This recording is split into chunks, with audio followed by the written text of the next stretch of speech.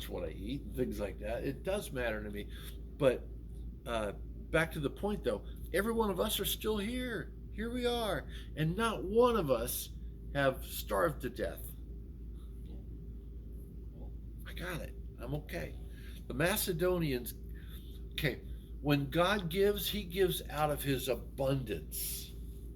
The Macedonians, when they gave out of their poverty. Different? You better believe it. But they also know who God is, and they got a connection with Him, and they were deeply rooted in their faith in God.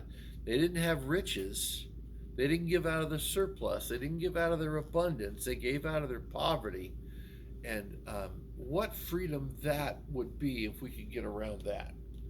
Sometimes it feels, sometimes they probably felt like they got more out of it than the person they were giving it to. Absolutely. In their heart. Because Absolutely. it's where it's coming from. Absolutely. It's coming from here, not Yep. here. Yeah. So if you had $5 in your purse and somebody asked you for money, if you gave all $5, That's 100% tithing. it would feel very much like you took a risk. Yeah. But how hard is it for God to replace that $5? It's not. Yeah. It really is not. Yeah. In fact, And lately I've had that experience. God has really been blessing me lately, and it's just been amazing. I think we can learn a lot every time we're given that opportunity. The less we have, the more our giving matters. Woo! Yeah. All right, the end. Let's all go home. Somebody read me 1, 2, 3, and 4. 1, No. 2, 3, and 4. Now, brethren, we wish to make known to you the grace of God, which has been given in the churches of Macedonia, that in a great ordeal of affliction, their abundance of joy and their deep poverty overflowed in the wealth of their liberality. For I testify that according to their ability, and beyond their ability, they gave of their own accord, begging us with much urging for the favor of participation in the support of the saints. And this, not as we had expected, but they first gave themselves to the Lord and to us by the will of God. Yours is so different than mine. That was fine. Did I tell you to read 5? You want to go back and unread it, please? Hold on. God of will the bias. Okay, so Towards that. so Paul's kind of given us a little bit of a big picture here. I love in 3 he says, "For to their power I bear record." Anybody have something similar to that? Your New King James says something like that, right?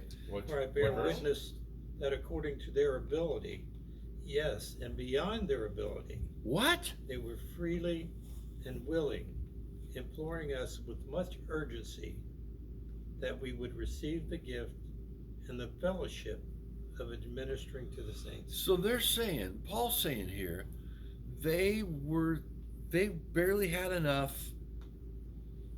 They were barely getting by, barely scraping by. It was probably difficult and challenging. There were probably some days that, the guy was, eating leftovers instead of, eating in a nice restaurant, things like that.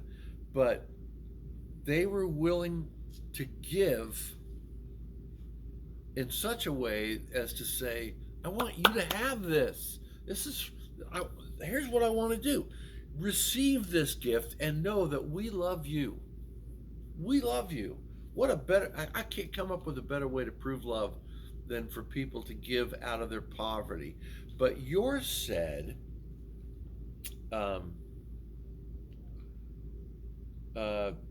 for to their power I bear record, and beyond their what? Ability. Ability. The actual word is dunamos, I believe in the Greek. It's out of their power. How much power do they have? Absolutely none. Yeah, beyond their own power. Deuteronomy. They were willing to give what they had, more than what they had. If they could have come up with another quarter, they'd have stuck it in there too. And with much Freely willing. excitement. Oh yeah. Really? Can you imagine what that group of people? They're all together, challenged economically, and they probably don't have a nice place to live. And I know for a fact the air conditioning wasn't working at that The time. Wi-Fi wasn't paid And for. no Wi-Fi whatsoever, and they were yet, instead of having that repaired or fixed, they were given it, and they wanted to give it in such a way that the people in Corinth would say, "These are our brothers and sisters. Look what they just did for us," And they were doing it joyfully. joyfully. And freely. I can't even imagine. I wish I could say I've done that. I can't say I've done that. I've given away a lot, but not at this level. I get it. Yeah. Yeah. Praying with much excitement that we would receive the grace. The grace that they were given us. I'm going to put us here. We're in Corinth right now. The grace they were given us was not only to help us get through today, but to build us up so that not only will we get through tomorrow, but we'll soon have the opportunity to do what they just did. Huh? Woo! What a sweet bunch of people. They were not the big church in town either. They weren't the, hey, look at us, we got it all right. I think this was a small group of people who took their position as God's children and their relationship with other children of God very seriously. And I don't think, hey, how you doing? I don't think they were freaking out about what they needed, because they really believed God was going to provide for them. And how about if I look that not only did God provide for me, but the fact that I got $1 in my wallet means He was providing for them through me. Remember the DMSO conversation I had about, right? They're wearing DMSO right now. It's flowing right through us. As God's given it to me, man, it's passing right on through me, and it's got to pass to this other congregation. And the other congregation, there's at least 3 responses that they could have. One would be complete gratitude, love, and grace. Thank you so much. But the other might be pride, arrogance, rejection. I know some people that I've tried to help who just will not allow people to help them. And they think, well, God's taking care of me. I know how to do this. I got that. But they're missing the fact that to receive that means I'm putting pride aside and I'm seeing the relationship between me and this person I'm either being helped by or the person that I'm helping. Very cool. Has anybody ever been on the wrong side of that and realized what you did when you've turned down somebody's help? Oh, the pride. Oh, gosh, that's Oh, yeah. frustrating. Look back and Oh, yeah. say, you knucklehead. That was the opportunity to get close to somebody in the middle of a process. Excuse me, is that offer still open? You're Yeah. busy now? You can't. It would have been more about the relationship than the money, and a lot more about growing closer as family than about achieving a goal. You know, Anne's not here, right? The one challenge that Anne has in ministry is that she doesn't recognize that a lot of stuff that she would like to get done, she'll stay up till 4 a.m. doing it all by herself. If she included somebody else, they would be blessed to be a part of it. She doesn't see it, so I pointed out once in a while, and she gets, oh, okay, that makes sense. But she's such a workaholic that she'll just do it by herself. Nancy taught me that. Yeah, awesome Let other stuff. people help. In Paul's first letter to the Corinthians, he was writing about resurrection in heaven, and they were saying, "Hey, tell us more about heaven. Tell us more about heaven." I got a friend of mine right now. He's dealing with the upcoming loss of somebody near to him, and we have set a date to actually just talk about heaven. Not that I know everything about heaven, but I know a lot of stuff that God seems to tell us is going to be assured. One of them will be there will be no tears, there'll be no suffering, there'll be no lies, there'll be no cheating, none of that stuff. It's going to be fantastic. But I think maybe that one of the best parts of heaven is going to be that we're not going to struggle with pride at any level whatsoever. 0. Wow.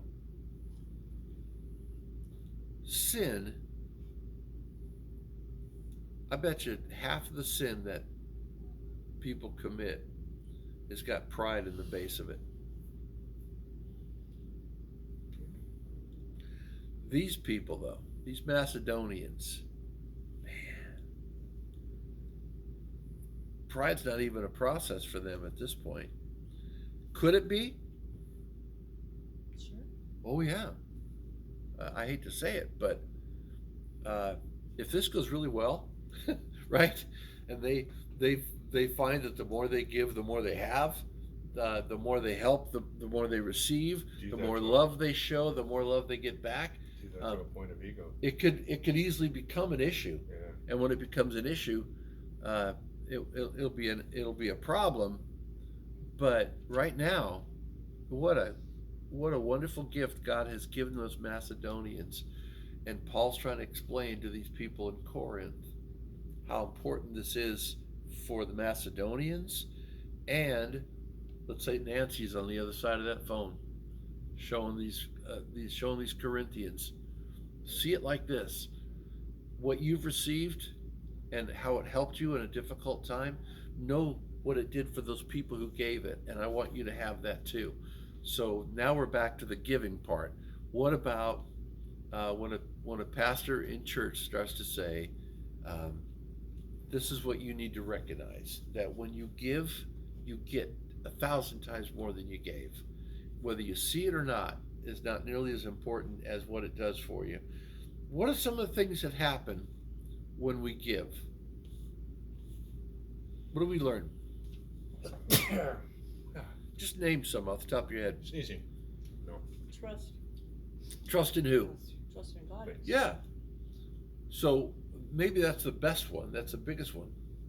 But also, we see that regardless of how much I give, God's always going to provide what I need. Period. So if I give a little bit, He's going to provide a little bit. If I give a lot, wait a minute, Ty, are you going to get into this health and wealth doctrine? You know, you send us $1,000, God will give you 10 times that amount. No. But I think it's true. I think you can't teach it, but it's not always a dollar amount. He blesses obedience. It's The start heart thinking amount. all the ways that He's going to give to you. What? The heart amount. Heart amount?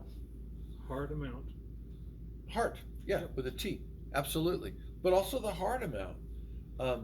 God, so what if this? And I know this personally. When I was a young man and I was really starting to knock on God's door a bunch and ask Him to give, because I needed. God couldn't give me everything I asked for because I'd be dead, right? But when God gave me stuff, if I gave it away, He could trust me to give more. Because if I held on to a bunch of stuff, then I ended up with a 274 mile an hour Bugatti. Oh gosh, I'd be dead. for sure. But if I gave it to people who are needy, So it's going to say it'd be joy. He gives us what we need. If He gave us everything we want, He knows that's not going to be good for us. Then we're dead. How about not only giving us what we need, but giving us what we can use properly? At that time. So you give a dope addict, let's say a cocaine addict in the 80s, give him $1,000, right? Or a quarter pound. Yeah, there's the guy's just got enough for a night to hang out with some friends, Yep. right? And be up until 6 in the morning and miss a day of work. All right. Therefore, verse 7. 7. Oh, did I not do 6? No, 6. Let's do 6, sorry. 6. Insomuch that we desired Titus that he had begun, so he would also finish in you the same grace also. What? What's he saying? He's insomuch that we desired Titus. Uh-huh. So in the same way that we wanted that we long for Titus in the same way You're working on it. that he had begun, so he would also finish. What is that saying? Okay. Somebody else got a shot at it? It's not real clear. But when I say it, you go, oh, that makes sense. Titus had started off in ministry earlier on, Okay. and And he gave a good report. He brought a good report. well, He this did? time He brought a good report? But before that, he had kind of been discouraged and fallen away a bit. Yeah. And now he's back and he's completing that work, I think. So I think every Christian's got ebbs and flows of their faith and their positive and negative response to God and the challenges, and I think where we really see growth is when the challenge happened and we did the right thing even though it was difficult. So the grace that motivated the Macedonians needs to be the same motivation for the Corinthians. What you're getting from those people, don't see it as the fix, see it as the lesson. Because this is complete this grace in you as well. Yeah. So the thing that you see them doing, do it yourself. Try it out.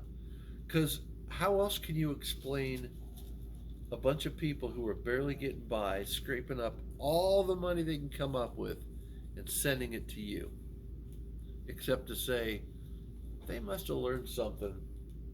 What can we learn? And What are still we going to living. do with it? So, like this lady that called me today from that other ministry and wanted me to contribute to her ministry. I'd love to. I actually don't know if I have any funds at this point to do it, but what I found is I've never gone without when I did. Right? But there's another side to this, though. She ought to be promising me what she's going to do with the money that she gets. Right? We're going to raise up these people to be sober, clean, and Bible believing people. That's great. Let's go one step further. Raise them up to be givers and encouragers of other ministries also. Each one of these things is not only just a church, certainly not only just a family trying to survive. Like our church is a family, and like for a long time we've been in a place where we just didn't have a lot of money. We're just surviving, right? And yet the best part of surviving is blessing other people. So the best part of these Corinthians receiving this money from the Macedonians is to become Macedonian-like and support other people and other ministry. And I'm realizing I've gone way late, guys. I'm sorry. Let's pick up next week in verse 7.